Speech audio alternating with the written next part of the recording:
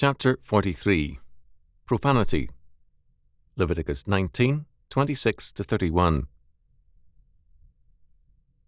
Ye shall not eat anything with the blood, neither shall ye use enchantment, nor observe times. Ye shall not round the corners of your heads, neither shalt thou mar the corners of thy beard. Ye shall not make any cuttings in your flesh for the dead, nor print any marks upon you. I am the Lord. Do not prostitute thy daughter, to cause her to be a whore, lest the land fall to whoredom, and the land become full of wickedness. Ye shall keep my Sabbaths, and reverence my sanctuary. I am the Lord. Regard not them that have familiar spirits, neither seek after wizards, to be defiled by them. I am the Lord your God. Leviticus 19, 26-31.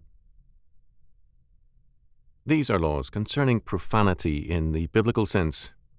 In verse 29, the word prostitute, which appears nowhere else in the Bible, normally the word whore is used, must be translated more accurately as profane. The origin of the word prostitute is in Latin, and it comes from a root meaning to place. Such a woman is placed in an exposed and vulnerable way of life and is unprotected. Profane means outside the temple, outside of God. Since this verse tells us much about the entire passage, let us begin by analysing its meaning. As it reads in modern English, it is a tautology. If a daughter is prostituted, she is made a whore. It is not a future possibility, as to cause her to be a whore would indicate. The Hebrew word profane has the meaning also of dissolve. The reference thus is to allowing a girl to do something outside of God which dissolves the God-ordained family relationship and has devastating effects on the land. How then does a man profane his daughter? The ancient rabbinic interpretation is very clear in this, and especially important in its modern relevance. To profane a daughter meant and means to allow any ungodly relationship with a man, including a non-marital sexual relationship.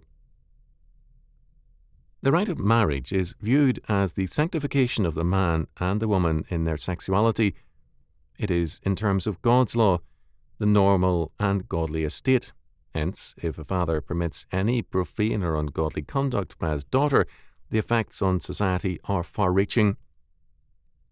As Hertz noted, the land would fall into harlotry and become full of lewdness, which means looking upon the demand for harlotry as a normal condition of things and tolerating the consequent supply of human beings for such a life of shame. The requirement of this law thus begins first with the authority and the responsibility of the father. He must not condone or tolerate any ungodly or profane activity. The law speaks of daughters being a case law, but it applies to all members of the family, sons and other members of the household included. The father's responsibility is to refuse sanction to any profane activity, and the decision must be his.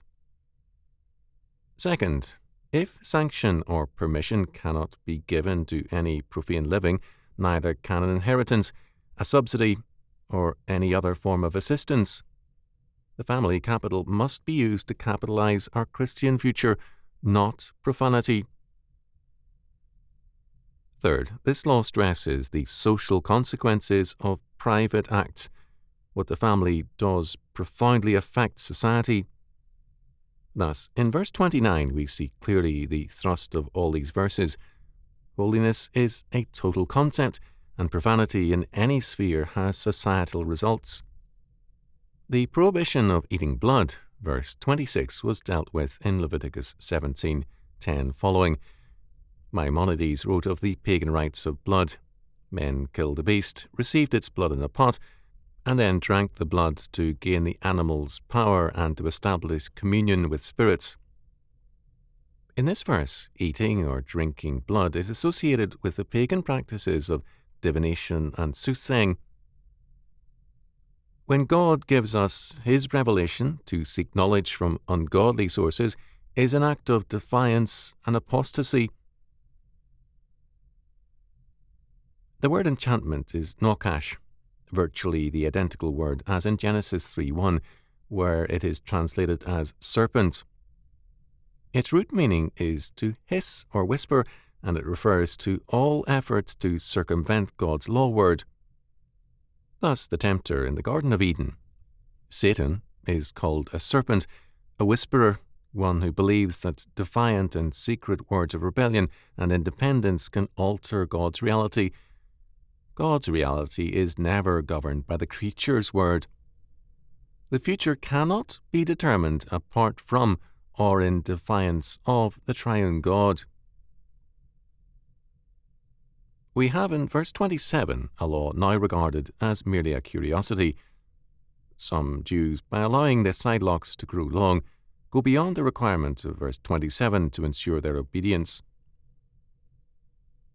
It is interesting to note that Tsar Nicholas I of Russia tried to force the Jews out of compliance with this law in order, apparently, to facilitate assimilation, whereas earlier Maria Theresa of Austria ordered strict obedience in order to make all Jews readily identifiable.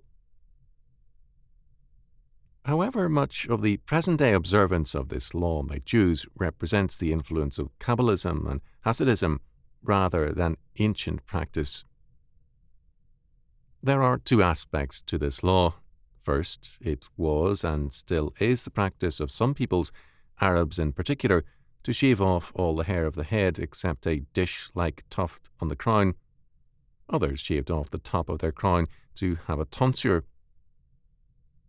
The marginal readings to Jeremiah 9:26, 25:23, and 49:32 all refer to the Arabian practice. The people of God were to abstain from such practices to distinguish them from their unbelieving neighbours. Second, the beard similarly was not to be deformed in various ways. Most scholars call attention to a wide variety of pagan practices wherein various religious requirements led to deforming the natural character of head hair and beard. This is true enough, but peripheral to the basic meaning. Wenham, commenting on verses 27 and 28, noted, with his usual insight and clarity, "This law conforms to other holiness rules which seek to uphold the natural order of creation and preserve it from corruption." Compare verse 19, 18, 22 and 23, 21, 17 following. God created man in his image and pronounced all creation very good. Genesis 1. Man is not to disfigure the divine likeness implanted in him by scouring his body.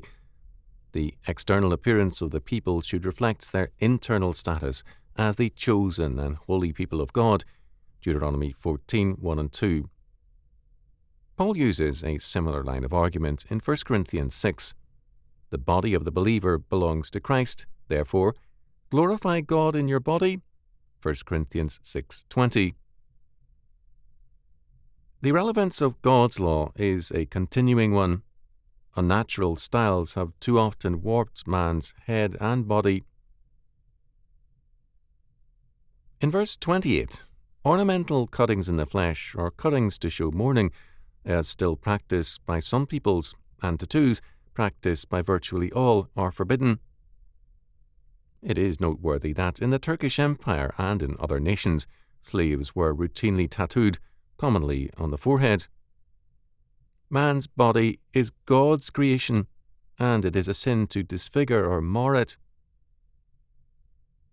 Knights wisely noted that the word flesh in the Hebrew covers the whole being of man, his personality, soul, and body.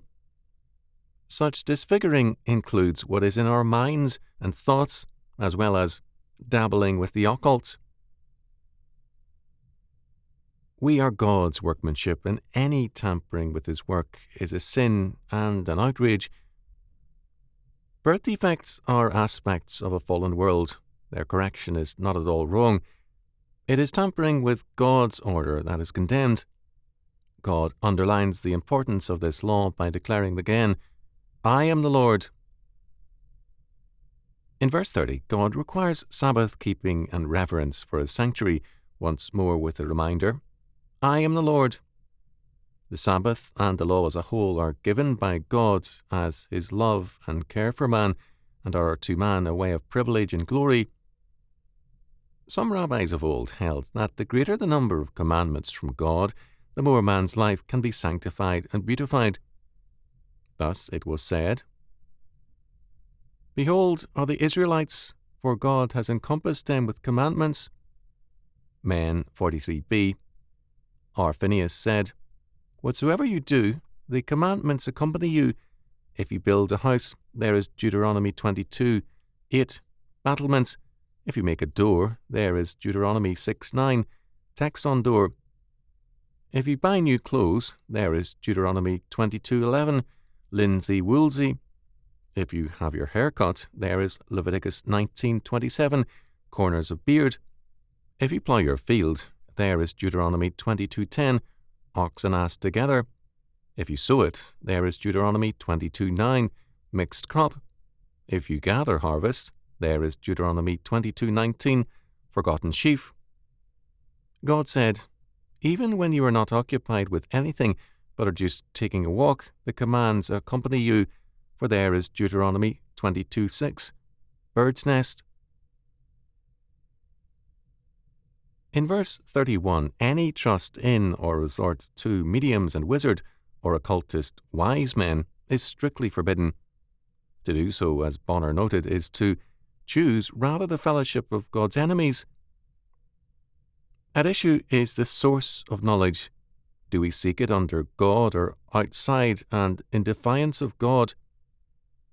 All ungodly quests for knowledge are profanity.